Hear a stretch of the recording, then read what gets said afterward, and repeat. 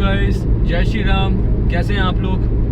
तो आज की वीडियो का टॉपिक है मेरी पुरानी स्विफ्ट जो मैं एक्सचेंज में निकालने वाला हूं। और ये स्विफ्ट जो मैं अभी ओन करता हूं ये एक्सचेंज में जा रही है।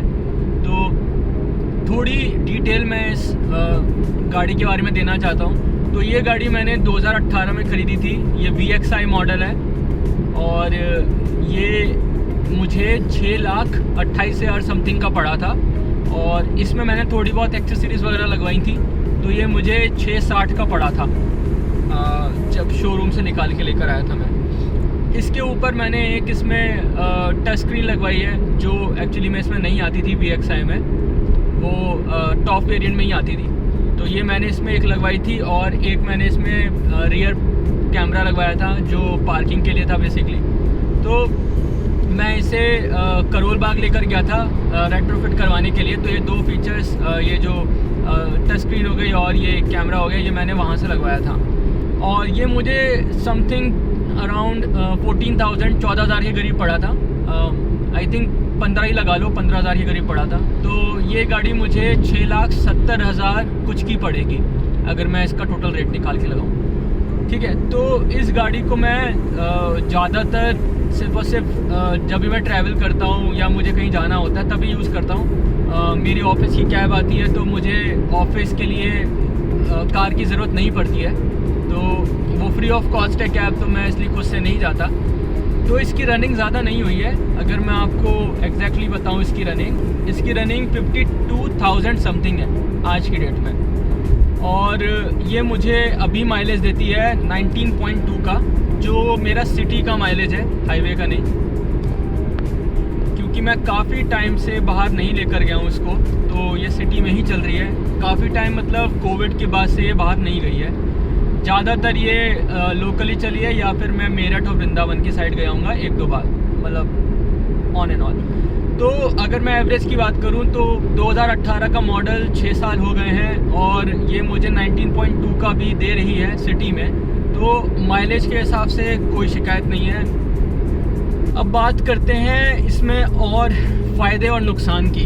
तो अभी अगर मैं बात करूं तो कहीं ना कहीं मुझे आवाज़ आनी, रैटल साउंड आनी शुरू हो चुकी है, जो अगर आप ख़राब रास्तों की बात करोगे तो ही दिक्कत है। अभी मैं हाईवे पे चल रहा हूँ, एक्चुअली में ये एक्सप्रेसवे है और मुझे इसमें कोई दिक्कत नहीं दिख रही है।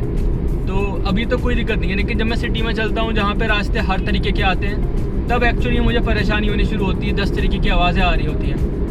तो पहली दिक्कत तो ये हो गई इसमें। दूसरी दिक्कत, ये बहुत स्मूथ लगती है। 6 साल से चला रहा हूँ मैं, और मैं आपको एक आइडिया दे दूँ तो मैंने एक ट्रिप मारी थी जो मेरी 700 किलोमीटर की थी, और वो करीब मैंने बिना रुके या बिना कहीं पे स्टे करे मैंने वो गाड़ी चलाई थी। ठीक है, तो मतलब मैंने मेरे ख्याल से 13-14 घंटे तो लगातार चलाई थी, बाकी मुझे एग्जैक्टली याद नहीं है। तो मुझे उसमें कोई दिक्कत नहीं आई। बस अगर मैं बात करूं कंफर्ट की तो सीट्स उतनी अच्छी नहीं है। 2-2.5 घंटे के बाद मेरी पीठ, लोअर बैक में मुझे पेन शुरू होने लग जाता है, तो बिल्कुल कंफर्टेबल नहीं है लॉन्ग राइड के लिए। अब सस्पेंशन की बात करें तो सस्पेंशन इसके सॉफ्ट है। ठीक है, तो सॉफ्ट सस्पेंशन के 2 फ़ायदे भी हैं, 2 नुकसान भी है। तो सबसे पहला फ़ायदा तो ये है कि अगर आप गड्ढे वगैरह में होते हो तो जितना एब्जॉर्ब कर सकता है सस्पेंशन उतना करने की कोशिश करता है। पर जब आप हायर स्पीड पे होते हो, जैसे आप एक्सप्रेसवे पे चल रहे हो, आपने 120 लगा रखी है, जो ईस्टर्न पेरिफेरल वे पे 120 की लिमिट है एक्चुअली में, तो आप एक्सप्रेस में चलाते ही हो। तो जब एक पैच आता है जहाँ पे जो लेवल होती है रोड की वो ऊपर और नीचे होती है, तो वो गाड़ी बाउंस करती है उस टाइम पे। तो जब वो बाउंस करती है ना एक्चुअली में, तब आपको फील होता है कि यार ये गाड़ी कितनी अनसेफ है। तो वो कहीं ना कहीं आपका कॉन्फिडेंस लूज कर देती है। तो अगर मैं 120 की स्पीड में गाड़ी चला रहा हूँ और उसके बाद मुझे कॉन्फिडेंस नहीं आ रहा, तो फिर गाड़ी मतलब कहीं ना कहीं अनसेफ तो ऑलरेडी है ही बॉडी के हिसाब से, पर वो एक unsafe driver point of view से भी फील करा देती है कि यार कहीं मेरा बैलेंस ना बिगड़ जाए गाड़ी का, मैं ठीक से कंट्रोल ना कर पाऊँ। तो ये एक दिक्कत है। अब बात कर लेते हैं और कमियों की। तो अब मैं कमियाँ इसलिए भी गिना रहा हूँ, मैं 6 साल से गाड़ी चला रहा हूँ तो इतना तो आइडिया हो ही जाता है। तो इसकी AC की फंक्शनिंग उतनी एफिशिएंट नहीं है।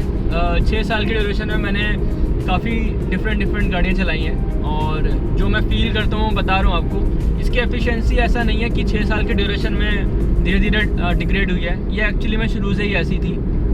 19-20 का फ़र्क आया होगा या 18-20 का फ़र्क आया होगा, इतना फ़र्क है। ज़्यादा मतलब डिफ्रेंशिएट मैं नहीं कर सकता। कूलिंग में बहुत टाइम लगता है, सेम हीटिंग में बहुत टाइम लगता है। अब क्योंकि ये हैचबैक है तो ग्राउंड क्लियरेंस का सबसे बड़ा इशू रहता ही है। मैं कसौली गया था तो एक पैच पे कहीं ना कहीं लैंडस्लाइड वगैरह हुई होगी, तो एक बहुत बड़ी सी चट्टान नहीं थी एक्चुअली, वो लग रहा था छोटा सा पत्थर है पर वो चट्टान का एक टुकड़ा था। तो मैं बस ये सोच रहा था कि ये कार उसके ऊपर से निकल जाएगी, पर एक्चुअली में उसके ऊपर से नहीं निकली और जो एग्जॉस्ट नोट होता है जो नीचे से निकल के आ रहा होता है उस पर जाके वो लग गया। अब जब वो लगा तो उसने कुछ ज़्यादा इम्पैक्ट तो नहीं, लेकिन उसको बेंड कर दिया था। तो अब उस बेंड करने से क्या दिक्कत हुई कि आवाज़ जो थी ना वो बहुत एग्रेसिव आनी शुरू हो गई, मतलब वो एक स्पोर्टी वाली एग्जॉस्ट नोट आ गई। शुरू में बड़ा मज़ा आया कि क्या बात है, भगवान भी आज साथ दे रहे हैं और मज़े दिला रहे हैं पहाड़ों में।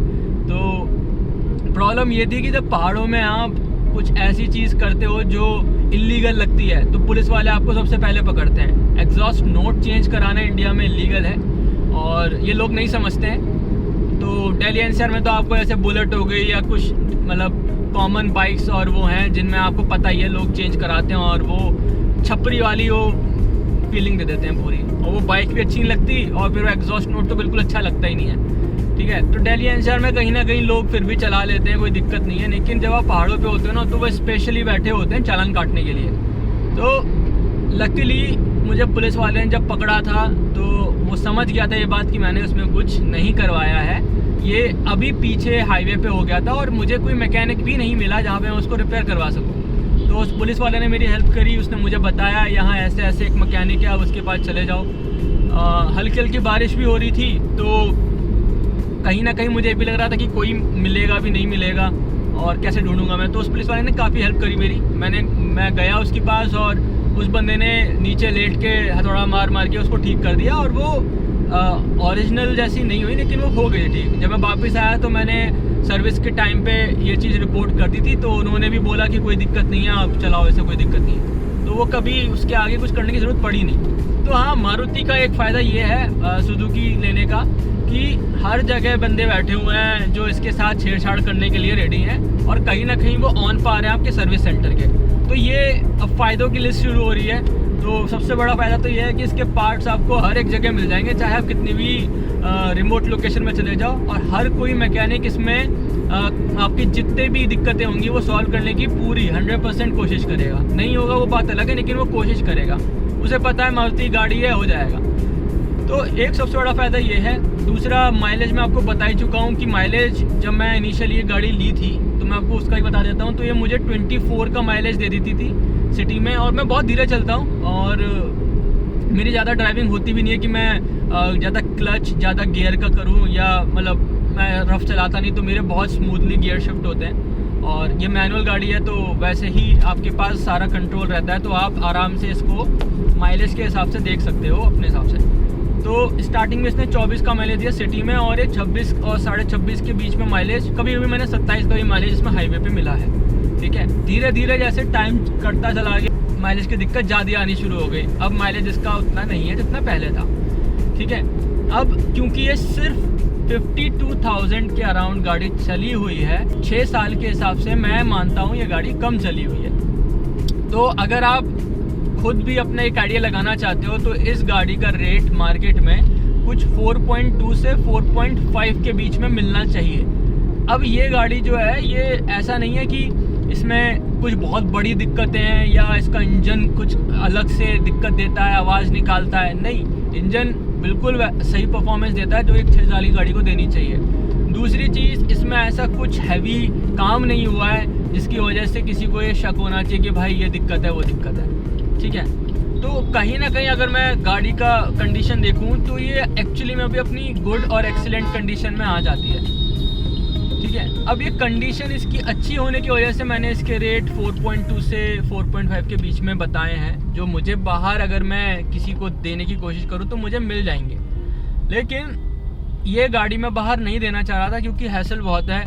पता नहीं कि वो आपका RTO का जब भी वो सेकंड ओनर बंदा जो भी गाड़ी लेगा वो कौन होगा और कब होगा, कैसा होगा, मतलब ये चीज़ें बहुत डिफरेंट वेरी करती हैं। फिर दूसरा ये कि पता चला उन्होंने गाड़ी मेरे से ले ली, उसके बाद कुछ पंगा वगैरह हो गया, तो कहीं ना कहीं मुझे इतनी श्योरिटी नहीं है। अब 10 तरीके की वेबसाइट्स पड़ी हुई हैं, जो एक सेकंड ऑप्शन है Cars24, स्पिनी, फलान ढिमकाना, ठीक है। अब इनके साथ पंगा क्या है, मैं Cars24 में मैंने अपना एक एस्टीमेट लगाया था, तो उसने भी मुझे इतने ही रेट बताए थे 4.5 के अराउंड, तो कहीं ना कहीं मैं सेटिस्फाइड था कि चलो ठीक है यहाँ चले जाते हैं। अब Cars24 जो है वो उसका पंगा क्या है, वो घर नहीं आएंगे इवैल्यूएशन करने के लिए, उनके पास जाओ आप, ठीक है। अब उनके पास जाओ, आप गए, मैं भी गया, तो पहले तो स्लॉट लेते हैं, स्लॉट के हिसाब से आप जाओ, मैं गया।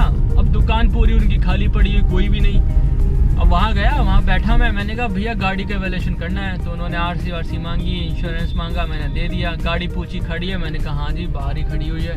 कह रहे सर आपको 1.5 से 2 घंटा वेट करना पड़ेगा। तो मैंने बोला किस बात का 1.5 से 2, इतना बड़ा वैल्यूएशन क्या करोगे आप 1.5-2 घंटे, आप चला के देख लो, 15 मिनट लेंगे मुश्किल से। तो कह रहा है सर हम क्या करते हैं, हम नीलामी करते हैं। तो इसका एक्चुअली में क्या है कि ये जैसी गाड़ी का इवैल्यूएशन कर लेंगे उसके बाद ये सारी डिटेल्स वगैरह डाल के एक नीलामी करेंगे, जो भी सबसे ज़्यादा इसमें हाईएस्ट बिडर होगा उसको वो गाड़ी दे दी जाएगी। फिर इसमें इनका कमीशन वगैरह भी होता है, उस हाईएस्ट बिडिंग में से commission.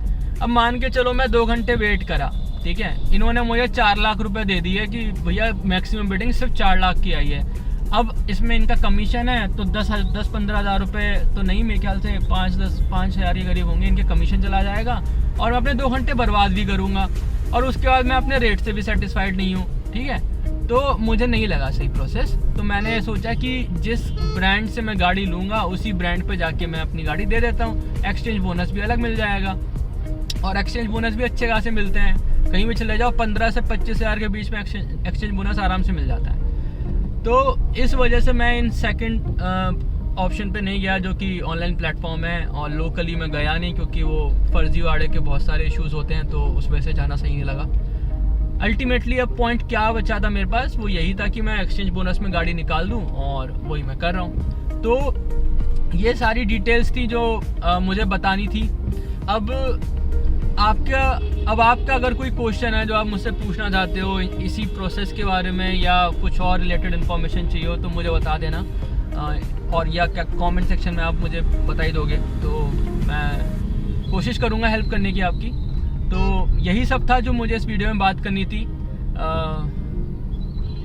Thanks for watching and जय श्री राम।